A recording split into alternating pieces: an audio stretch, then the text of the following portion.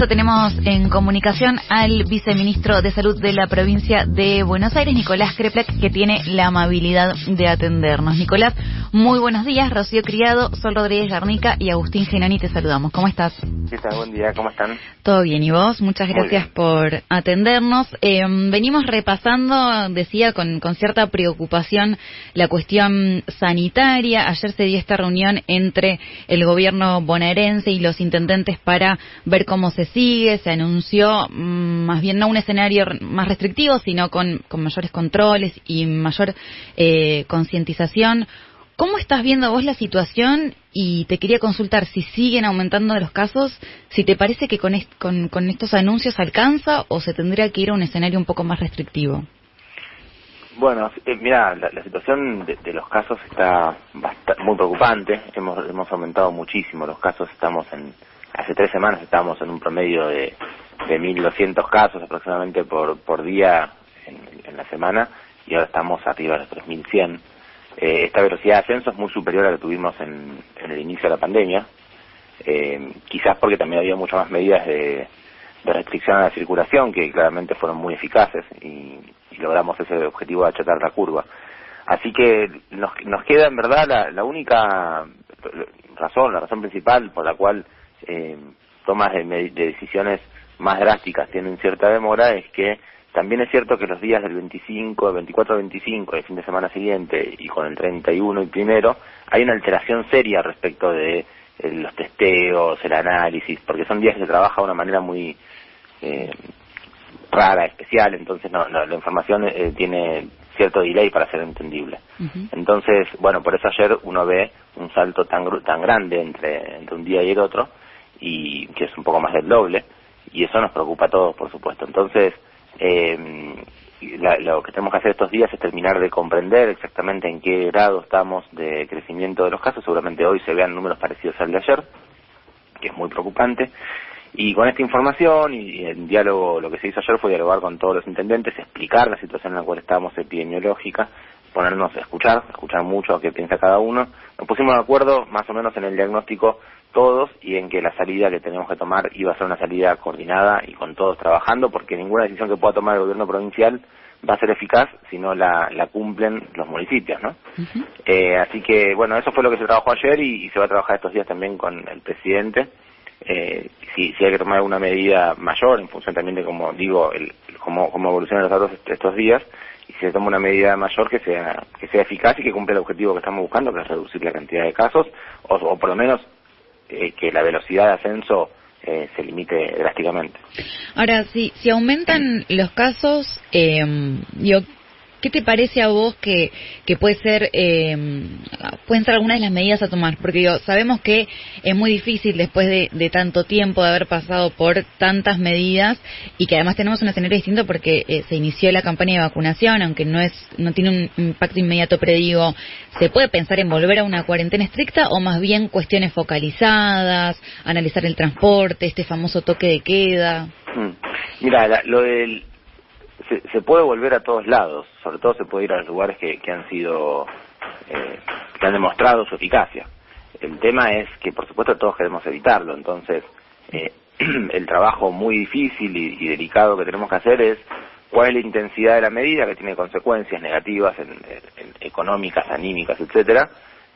Cuál es la intensidad de una medida que se deba tomar, si es que se debe tomar efectivamente, que es lo que hasta ahora aparentan la situación epidemiológica, que es así, y cuál es el resultado que tenemos que producir. Ese balance tan delicado, por supuesto que llegado a un punto extremo, se puede llevar a una decisión más dura, pero esperemos poder tomar medidas antes de que puedan tener el resultado que estamos buscando, sin necesidad de algo tan drástico como lo que sucedió al principio de la pandemia. Hay experiencias en el mundo, por ejemplo, lo de los cierres a la noche. Uh-huh. Es interesante que si uno analiza los datos separados por grupos etarios, por primera vez estamos viendo que el grupo de personas entre 15 y 30 años supera en cantidad de contagiados a los que tienen entre 30 y 45, que son los que siempre tuvieron más cantidad de casos, que son los que tienen más actividad laboral, digamos, los que están más expuestos en general, y ahora estamos viendo que los más jóvenes son los que están superando. Empezó así en la ciudad de Buenos Aires y ahora se está viendo también en distritos importantes de la provincia, así que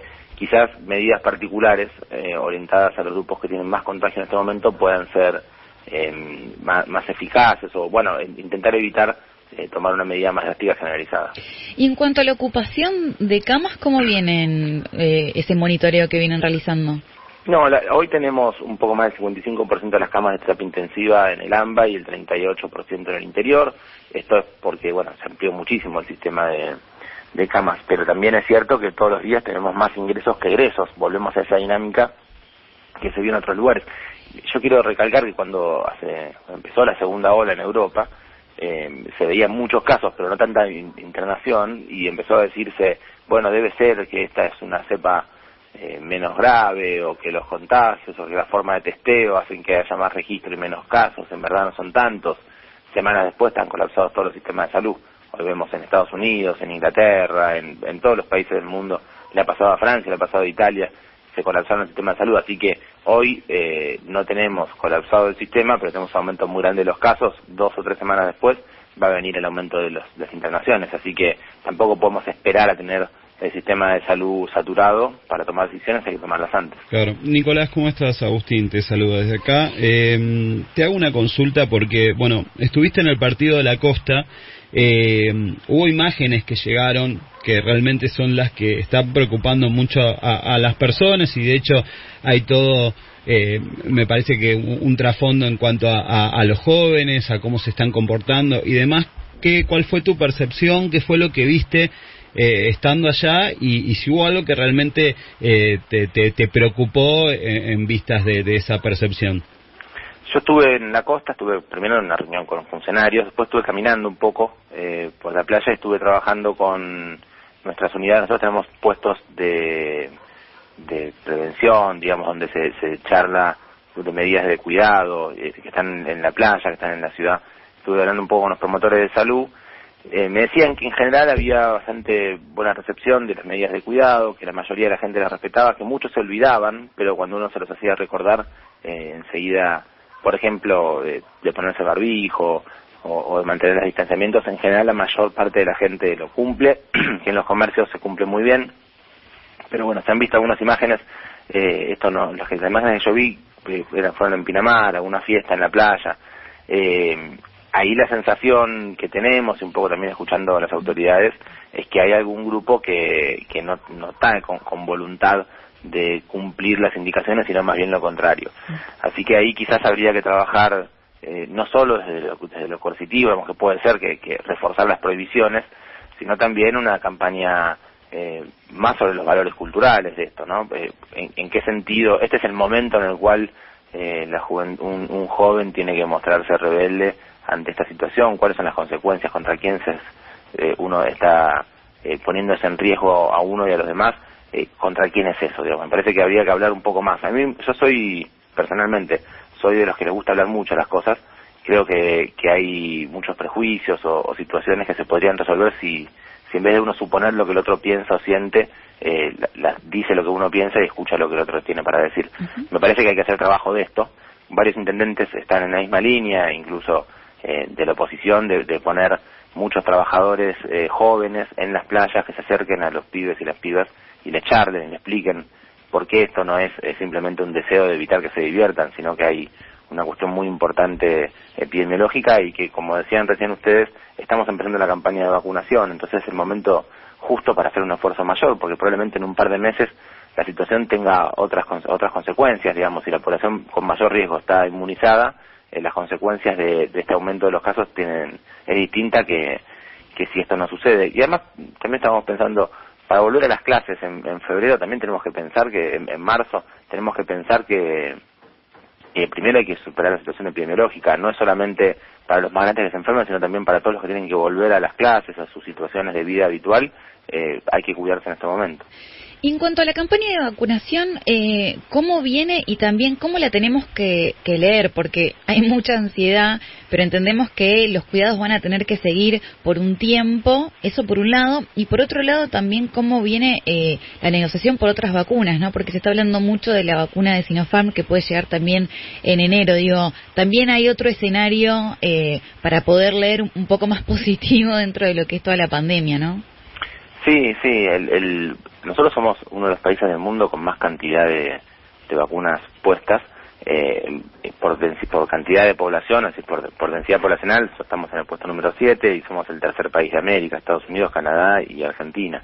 Estamos haciendo un trabajo enorme para poder tener vacunas en este momento. Estamos vacunando bien, en la provincia estamos haciendo un proceso de trabajo que tiene mucho de ajustar detalles, porque cuando nosotros, como queremos hacer una campaña muy masiva, cuando tengamos más cantidad de vacunas, estamos todavía trabajando mucho en los procesos, como si fuera un escalado industrial, pero venimos bien, estamos ya llegando a los 160 distritos, nos faltan algunos más que van a recibir mañana y pasado las vacunas, y ya estamos en 160, hospitales en los 135 distritos de la provincia, y a partir de ese eje, y ya todos con la experiencia de cómo funciona la vacuna, cómo se carga en el sistema, cómo se asignan los turnos, poder escalar mucho más rápido. Esto es importante porque entonces, si recibimos las vacunas en la segunda quincena de enero, que es lo que tenemos previsto por el Estado Nacional, tanto las de Sputnik como las de Sinopharm, que pueden llegar quizás menos cantidad, pero también van a sumar, empezar de esa manera a dar un poco vuelta a la cosa. Lo que sucede es que si uno vacuna y necesita 14 a 21 días para que se produzcan anticuerpos ante la primera dosis, pero en general para poder garantizar que los anticuerpos son suficientes y que el porcentaje de población que hace anticuerpos también es suficiente, es mucho mejor que sea después de la segunda dosis. Así que la segunda dosis es 21 días después, entonces estamos hablando de algo que va a pasar mes y medio después de haber empezado, de haber puesto la primera dosis a una persona. Así que el proceso de vacunación es un proceso de un tiempo que el primer semestre al menos nos va a llevar por lo menos la mayor parte del trabajo. Entonces tenemos que hacer todo lo necesario para vacunar. Es muy importante que nos inscribamos en la página de la provincia, al menos, que es vacunatepba.gba.gov.ar. Ahí tenemos ya cerca de 600.000 personas inscritas, pero toda la población se puede inscribir ahí porque de esa manera asignamos los turnos. Cuando le toque, según la priorización que ya hemos contado cómo es, vamos a ir avisándole a cada uno para que se pueda vacunar. Mientras más población vacunada tengamos y más rápido lo podamos hacer, por supuesto necesitamos que nos llegue la vacuna primero, más fácil va a ser que la población esté cuidada y que la segunda ola que ya está empezando a vislumbrarse en nuestro país tenga consecuencias menores. Nicolás, y te hago la última, no quería dejar de consultarte por lo que sucedió en Olavarría, que se tuvieron que descartar dosis de la vacuna. ¿Qué se puede contar por lo menos de la provincia de Buenos Aires sobre este tema? Bueno, no, a mí lo que me preocupa que terminó sucediendo en Olavarría y que no quisiera que suceda en ningún lugar más, es que además de, por supuesto, que se pierdan vacunas, que eso sucede habitualmente cuando hay una campaña de vacunación tan extensa con cadena de frío tan exigente. Si uno pierde apenas unos minutos la cadena de frío, se echa a perder la vacunación. Nosotros tenemos un sistema muy, muy cuidadoso y obsesivo de control del frío. Todos los freezer tienen grupos electrógenos, cámaras de seguridad, personas que controlan. Acá hubo un desvío que detectamos rápidamente, por eso toda la población que recibió las vacunas recibió vacunas en buen estado, siempre. Pero lo que después termina sucediendo es una especie de politización de esta situación que es lamentable. Hay algunos fenómenos, elementos de ese control estricto que nosotros hicimos respecto de lo que sucedió en Olavarría, como de todos los demás lugares, que llaman la atención porque parecieran no ser producto simplemente de un desperfecto eléctrico que podría suceder, aún a pesar de que siempre tenemos grupos electrógenos y demás elementos para tratar de que si sucede esto haya un plan B y un plan C que lo pueda compensar. Acá hubieron cosas raras, como por ejemplo se apaga la cámara de seguridad y nunca se cortó la luz, sino que la perilla se cambió, digamos, se le bajó la temperatura, se le pasó del máximo al mínimo y eso hizo que se descongelen. Pareciera ser que ahí podría haber habido algún elemento intencional y eso es lo que pedimos que se investigue. Lo lamentable de todo, en conclusión, es que se perdieron 400 dosis de las 126.000. No cambia el impacto sanitario. Vamos a intentar recuperar para que toda esa población, por supuesto, va a estar vacunada. Digamos, no se ha perdido la vacunación en ninguna parte de la población y esperemos que esto no nos suceda más veces, pero es probable que suceda en la provincia de Buenos Aires o en cualquier lugar, porque, insisto, es un sistema logístico muy complejo, muy capilarizado y que en algún lugar un desperfecto podría perjudicar la cadena de frío. Pero bueno, no se puede hacer todo centralizado en un lugar porque si no, no llegamos nunca a toda la población. O sea, como algunos medios publicaron que fue la cámpora, lo descartamos. No, por eso digo, eso la verdad que no suma. Yo creo que en general quien intenta hacer campañas miserables con una pandemia y más aún con la vacunación, creo que habla mucho más de aquel que lo hace que del resto, ¿no? Intentar ensuciar a otros en un tema tan sensible como una pandemia y una campaña de vacunación, creo yo que habla mucho más del emisor que del receptor. Nicolás.